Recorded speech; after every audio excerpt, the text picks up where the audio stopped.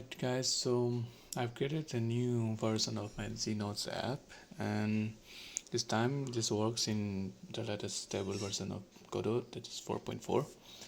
I'm just gonna show you how I made this and show you the important parts of the code. So let's first see how the app looks like. We have a home page in which we can see the recent nodes that we created and also the recent folders. So basically we have to create, the user needs to create folders, and inside the folders the user can create more folders and then also create nodes inside it.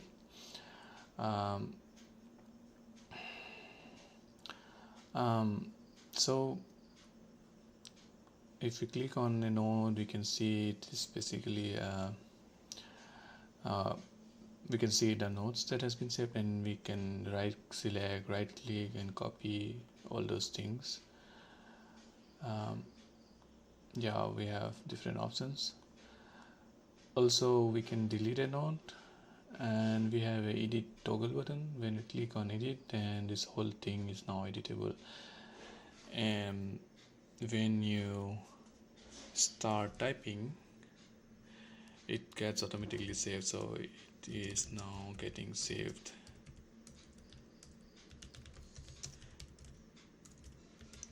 automatically, right? And then you close edit, disable edit, and then if you go back, click here again, now you'll see the edited thing, right? It's so better now. I have not added any icons.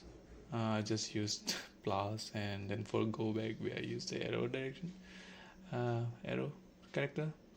But yeah, where the delete works, it will pop up a delete model, and if you click on delete, it will be deleted.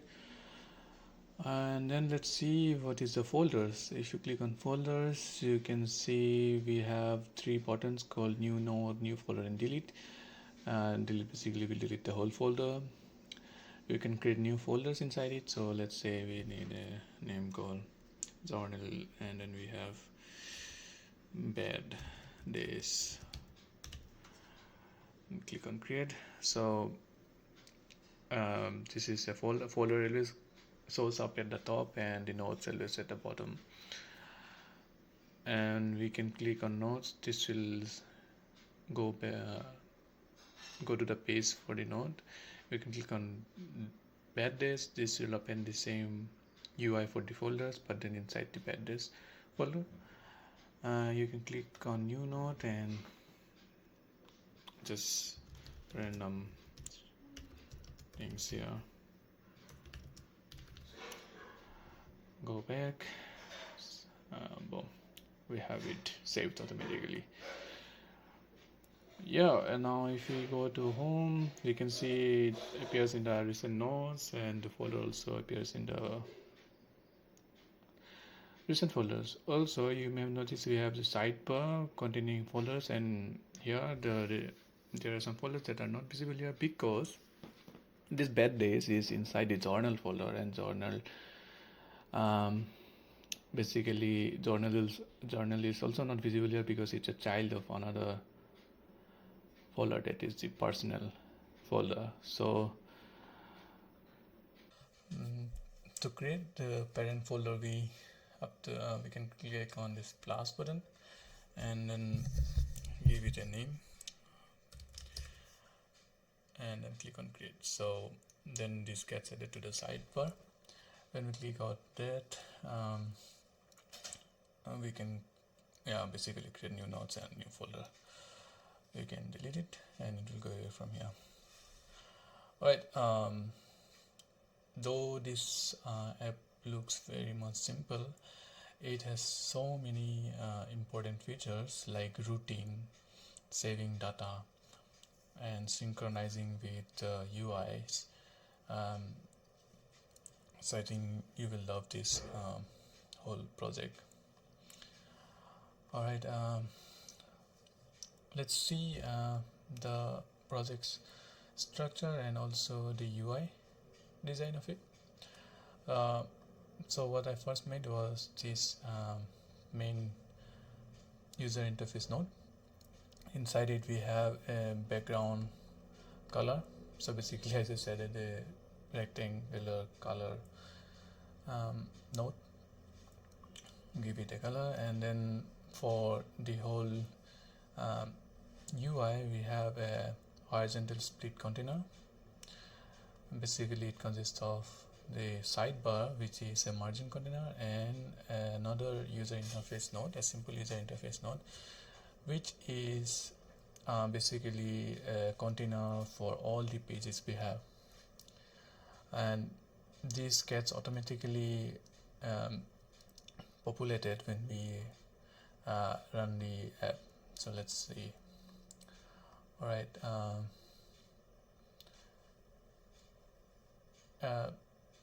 So if we go to a title and then go to remote, we can see the router has now a node detail app. Node detail is the page for our node app. Basically we have a project detail space, I mean a folder detail page, something it gets changed to folder detail. So yeah, router is basically the container of all the pages that we need to have inside our app.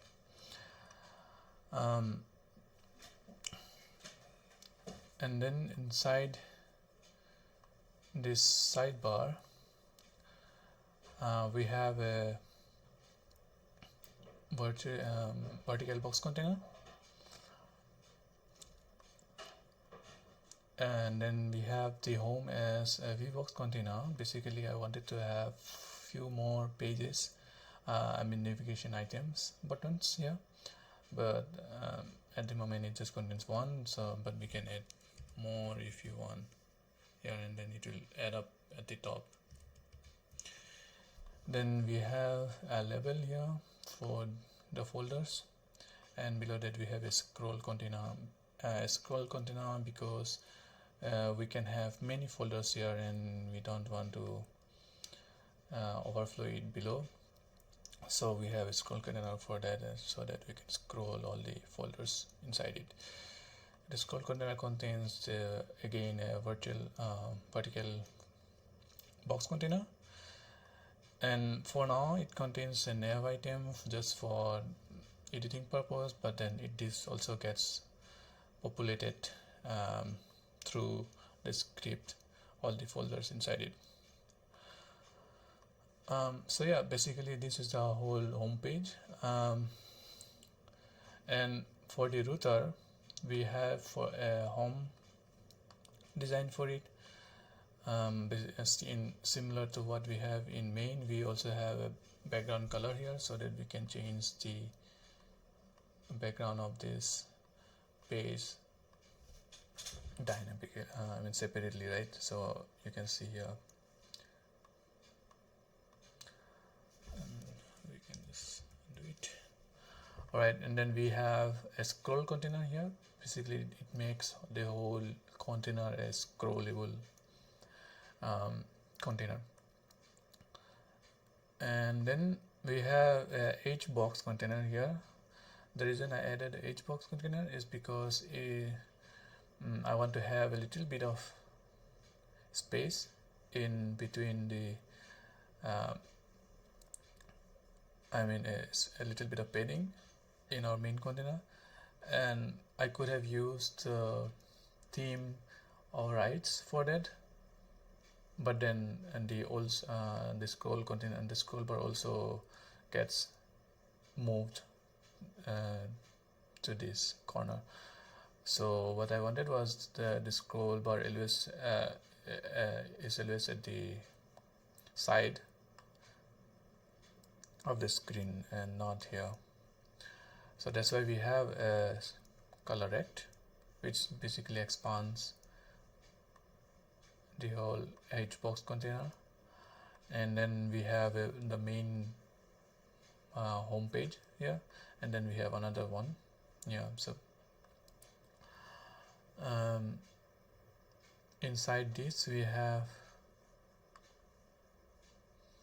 the banner, basically just some UI elements. um, then we have the recent nodes level, then we have a grid here. This grids automatically gets populated through the script, so we get all the recent nodes cards inside this. We also have similar thing with the folder grid. At the moment, just for visualization purpose, I added all this color rect, but then this will get removed through script in runtime and get populated by actual folders. We always use hbox containers to add elements to the side.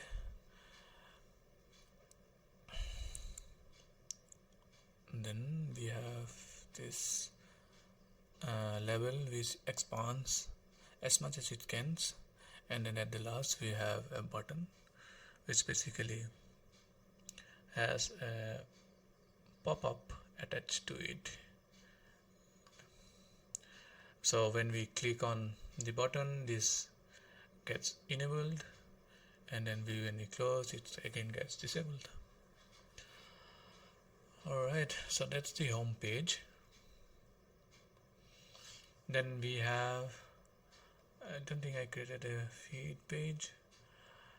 We have a node detail page. Similarly, we have a background color, and then the whole page itself is a VBox container. Then we have the top bar, which is basically containing hbox container, and then all these buttons, title, edit button, and delete button. The delete button also contains the confirmation dialog box. Alright, then we have the bottom part, which is the content of the node. This is basically a text edit node. This gets also populated through code. And this is the main card for the nodes, a simple VBox container and some panels. Then we have another card for folders, similar. Then we have the detail page for folder. So we have the scroll container here. We have scroll container because it can contain multiple folders and nodes, so we want it to be scrollable.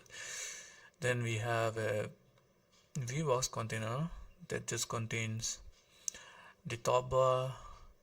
The top bar is a horizontal box container. Then we have the bottom part, a margin container. Then we have another VBox container. Then we have hbox container for the new folder, new nodes, and delete button. Then we have another grid. So this grid contains all the folders of inside this folder, and the nodes grid that will contain all the nodes of inside this folder. All this folder grid and node gets populated during runtime. Then we have actual nav item, which is basically this folder. Alright, so these are the UI.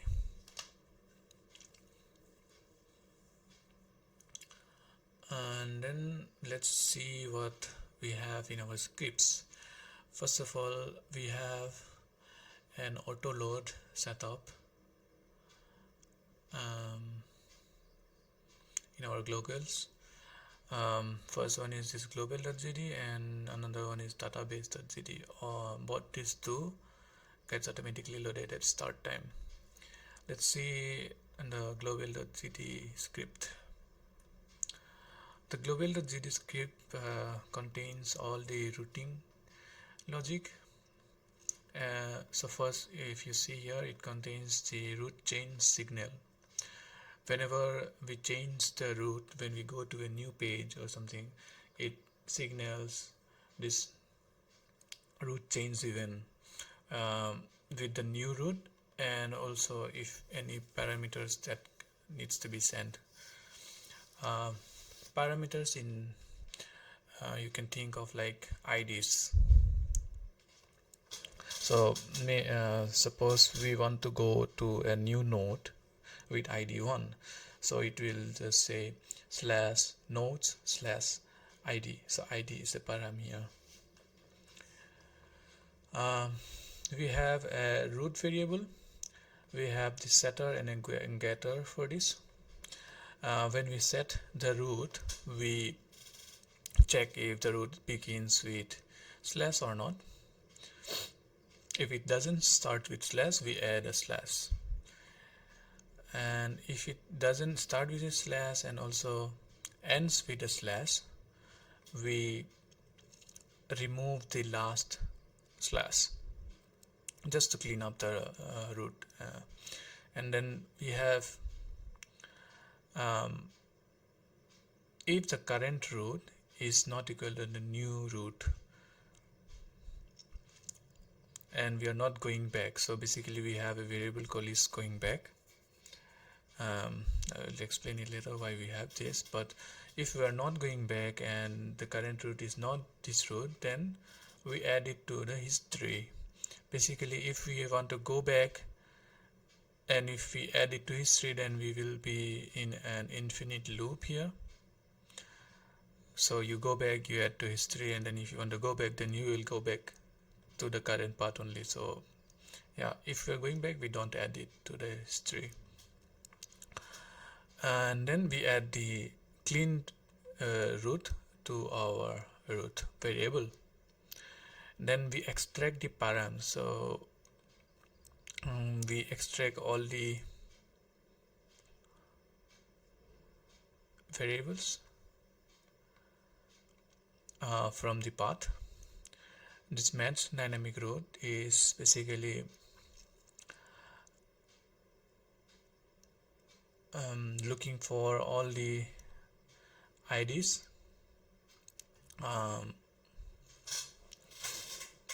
and if it contains the ID, then it adds it to the params variable and returns it.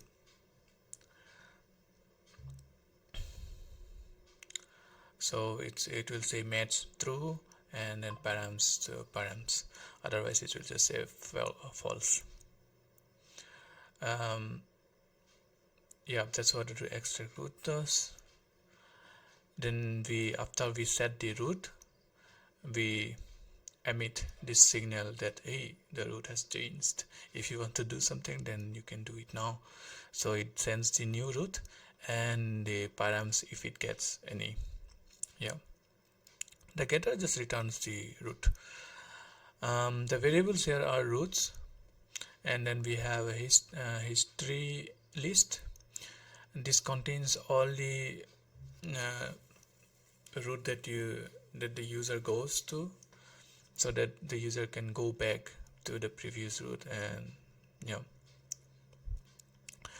we have a is going back route variable and max history of 50. So if it contains more than 50, then we just don't add it, or maybe or we just delete the first route and then add the new route. Alright, then at first we set the route to this last value. So this is the home page route. We have a function to register a route. So basically, if you want to add new pages, then we have to call this register route from our script. So when we call register route, it adds the routes, the new path to the routes folder, and we also send what scene we want to attach it to. So basically, if we want to go to that, if we go to the route, then we will just instance that scene to our router here. The navigate to button is a utils function that basically just navigates us to the given path. So as you can see, we are just adding like setting the root is equal to path, and we don't have any logic here, right? Because we have a setter here. Whenever we set the root, we call all these functions here, and then we also have the root change emit signal, so which gets triggered whenever we change the root here, and whoever is listening to this, then he can do anything with that root and params. Basically we can change the page then in this emit signal. Then we have a go back, so this is where we have is going back and is going back true or false. When we go to a page, we say that we are not going back, we are actually navigating to that page, so we add it to the history. When we are going back, we just say that hey, we are going back, so we don't want to add this to the history.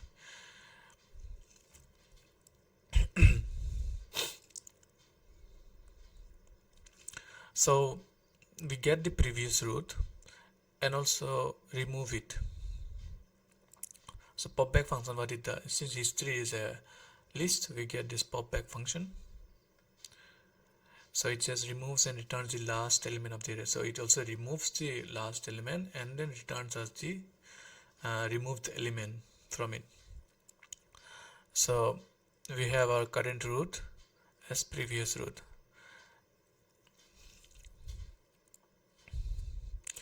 So we are now at the new previous root, right? We again set it to false, and then just say return true if we were able to do it, go back. Otherwise we say return false if we were not able to go back. The add to history function is basically adding a new root to the list, history list. If it's greater than the 50 max history, then we just pop front, remove the front, the first element from it. What does gets in path do? So basically we try to get the registered path for a given root. If we have already registered the root in the roots, then we just return the path and an empty params here. Otherwise we search for roots, registered roots in the roots, and if there are any dynamic roots, I mean if the root contains a dynamic path, then we go to this next part, right? Here we find if there is any dynamic path, and then if there is, then we find the dynamic path, dynamic scene,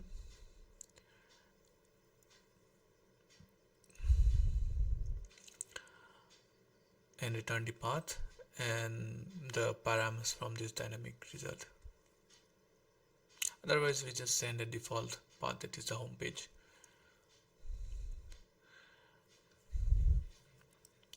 Alright, so this is a global script. Then we have a database script which is also global, right? It also has many utils function. I will go through it. We also have a signal here that we have updated the data. Whenever we update the data, we trigger the signal. And then we have a save path. This is the user directory, and the file is called nodes.data. The schema for this data will be this one. It contains a node dictionary, a folder dictionary, and a text dictionary. At the first we load the data. What load data does is we find if the file exists. If the file exists, then we open that file. Since this is just a JSON schema, we use the JSON parse string, and then we try to close it. If JSON is null, then we just say hey, database is now empty or corrupted. We do a save data. What save data does is just basically saves the current data we have, basically this one, so that we have a new correct um, database. Otherwise we just save the data equal to the JSON that we get. If it doesn't exist, then we just again call save data so that we have a new file there. The save data function is basically opening the file and saving the data as string and then closing it, and then whenever we save data we emit the data updated signal here. This data updated signal is very important. We will see how where it is being used. Actually I will just say you now, when we no, let's see, let's go through this later. And then we have a utils function called create node. It accepts a title, the content, and a folder ID. A create node, a node should be always be added to a folder ID. We cannot add create a node without a folder. First it creates a unique ID. I have this utils function below, and the schema for the nodes is as something like this. We have a title, we have a content, we have a folder, and basically it's the folder ID. We have tags. I didn't add the feature tags like in the app, but the database supports the tags feature. We have a created and updated that date, updated at field also, right? Then since we added a new data, we save the data, so this automatically adds it to our database file, and it returns the new node ID that we created. The get node takes a good node ID and then finds the node by its ID. So as you can see here, we are saving the nodes in a node ID key, so we just can get it using the node ID here. Otherwise we just return an empty dictionary. Then we have the update node. We need the node ID that we want to update. We send the title and the content. So basically if the node ID is present in the nodes, then we just update the contents, the title, and we also update the updated at time to the current time, and again we call save data. If we are successful, then we call return true. If not, we return false. We also have a delete node.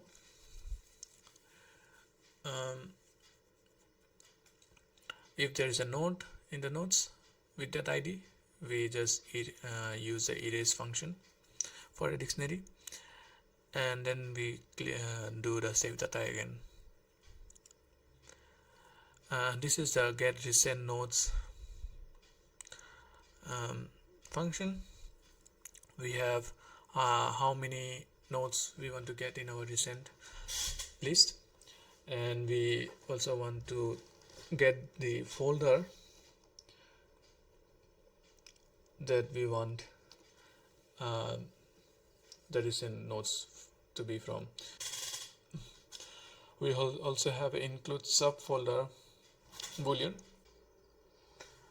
Then we have utils function for create folder, get folder. These are all similar to what we have for nodes. We also have update folder, basically renaming the name and also updating the updated field. We have a delete folder one. Similar to get recent nodes, we have get recent folders.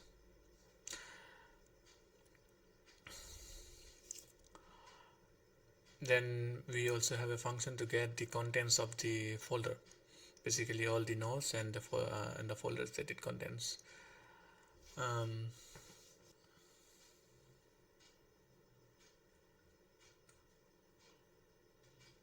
We have the tag utilities, which I don't use it here, but yeah, we have it. The generic unique ID, it's just basically using the timestamp. And then we have utils function to get the child folders of that folder. So it returns if there is a parent ID, then it just returns all the folders inside that parent.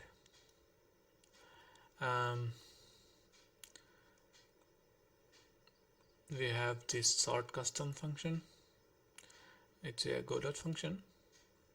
So basically arranges all the folders according to the updated timestamp. We also have that for the folders. So we sort it with the updated date, and then folders is updated as we get it sorted as name. Similarly, we have for reservoirs, we also sort it out, and in nodes also we sort it out with the updated field. So this is the whole database node. Basically these two are the main backbone of the whole app. So now let's go to the main node. What it basically does is get the nav item component or scene, whatever you want to call, and then we have the folder container node. Basically this node.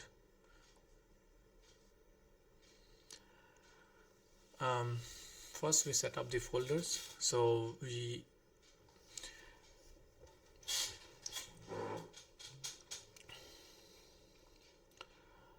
get the parent folder. So we always create a home folder by default. So we try to get the parent folders that is inside the home folder, and for each item that is inside the folder container, we first remove it. So that's how we remove the demo nav item, and then for each folder inside the parent folders, we instanced a new nav item and add it to the container. After that, we add the ID and the folder name to that nav item. What is nav item? If you see there, it contains a folder ID. So this is where this is what we are setting here. So we get the folder ID and the text. Since the nav item itself is a text edit button, so we can just say .text, and then we can set the name of the nav item here. Alright, so this is the nav item, and then let's see what else we have. We have the router here. The router has a variable called current scene that it needs to display. At first it's null, so it is just displayed blank. And this is the part where we register all our routes for the app. And the first one is called home, and it is attached to the /root. Then we have another root that is /node/id. This square bracket is a dynamic root, and we attach it to node detail page or scene. Then we have another dynamic root called folders/folder id. This is the dynamic part, so we can swap it with any ID we want. And then create nodes. So this is the root to create nodes, and this is also a node detail page. We will show the node detail page in a bit. And then we have another dynamic root which takes an ID, and it is attached to the folder detail scene.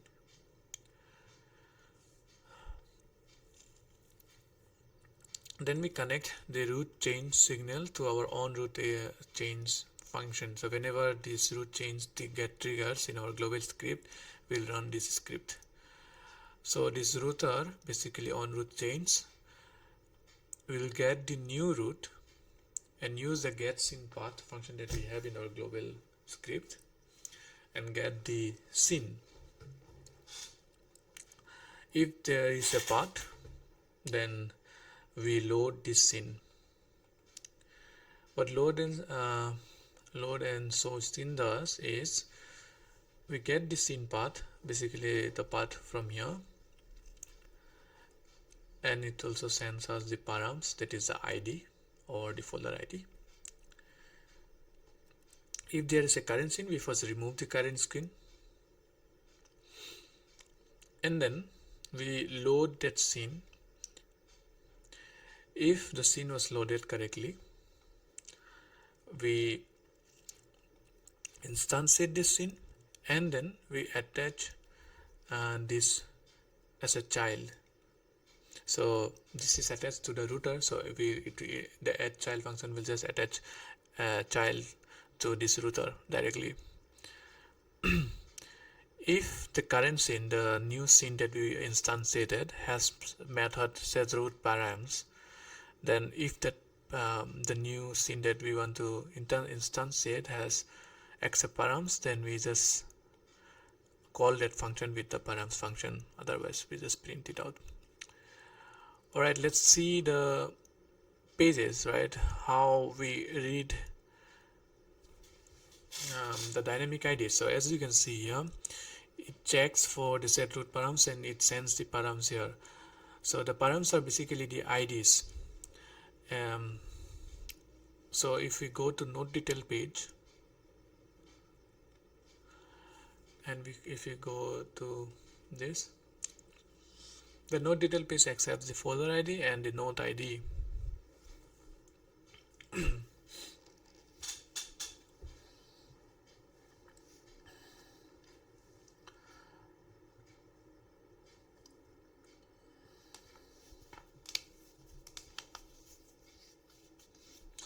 So when the root changes, so as you can see, this node detail page actually has this setRoot params and it has the params function, and it when this gets instantiated and this function gets called, it checks if the path was create node.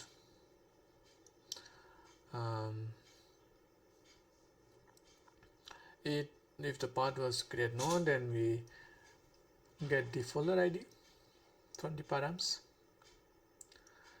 and then we also get the node ID.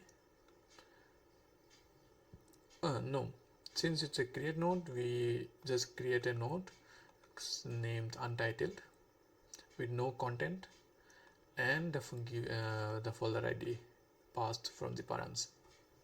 As you can see, params are folder ID. This is the dynamic path that we have in router.gt. So this is the folder ID .folder ID. Otherwise, we get the .id, which is basically this.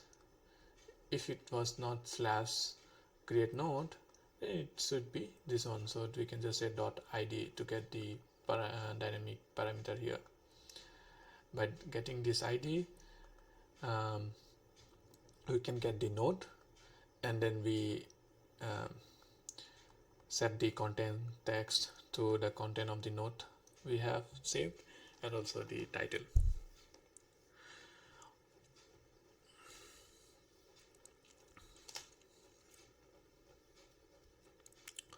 Alright, so we have couple of signals attached to it. Whenever we change the title, we update the node, and then whenever we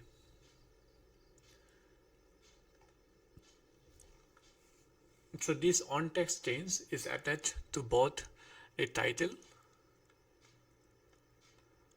signals and also to the content signal, the same thing.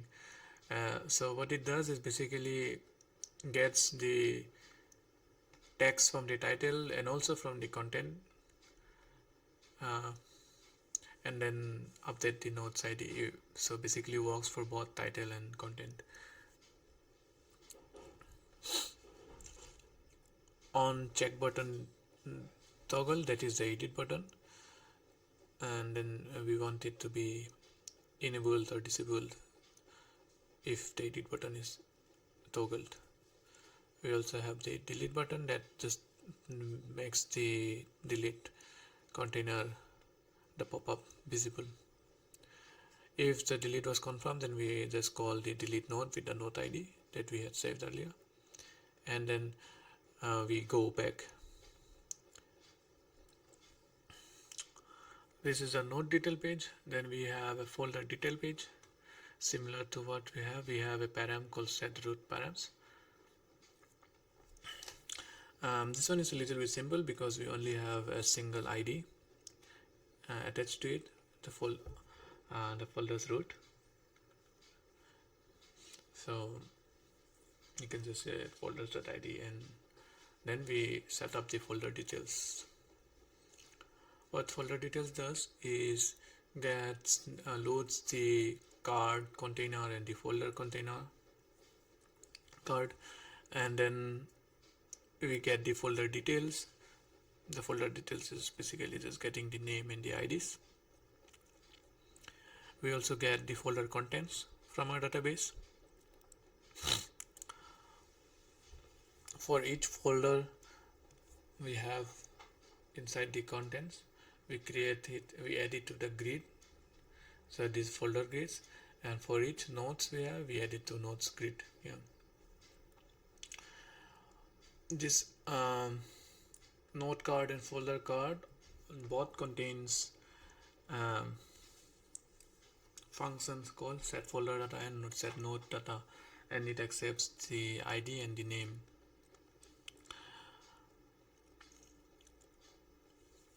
As you can see here, when we click on new node button, we navigate to the folders/ID. The ID is the folder ID that we are. So basically it just replace the folder/1/create node, something like that. And whenever we navigate, the navigate for the router gets triggered here on route change. Then we get the path that is attached here, and then we just instantiate it here. So all of these are now linked.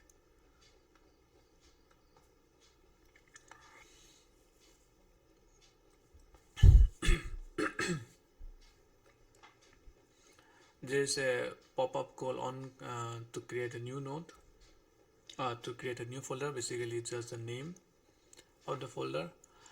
When the user accepts and creates a folder, then we call the database create folder function with the name text and the folder ID. So this is basically the parent ID that so the new folder will be created inside this folder ID. Then we set up folder details, basically this one. We add all of these things here, and then we reset the pop-up folder name input.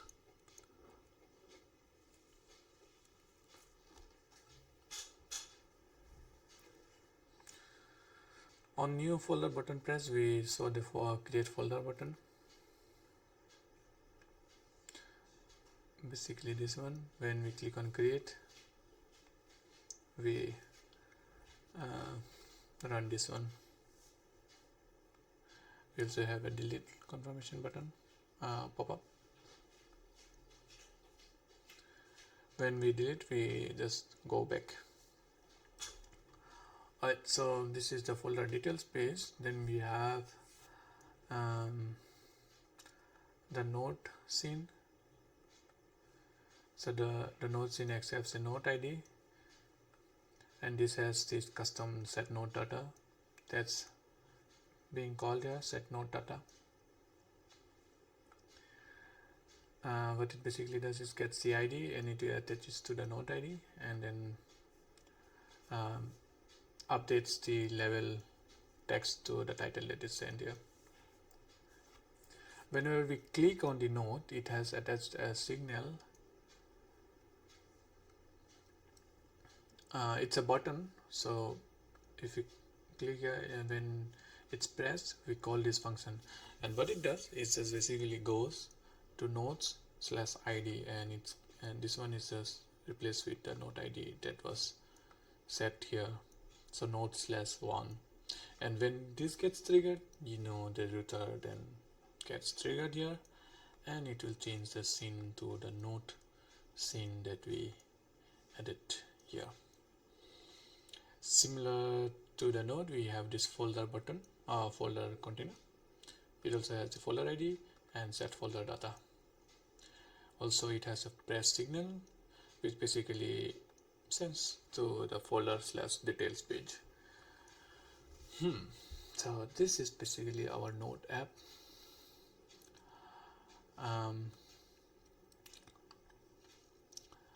I tried to make this like I'm a full stack developer, so I tried. My logic is to make the router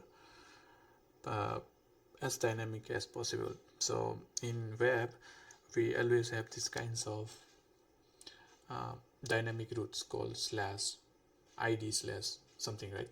So that's what I wanted to replicate here in this project. I will put this whole project in my Patreon, so you can just get it there, and there are lots of more projects inside it you can get inside my Patreon. And yeah, if you liked this video, please like, comment and subscribe. Alright, see you in my next video.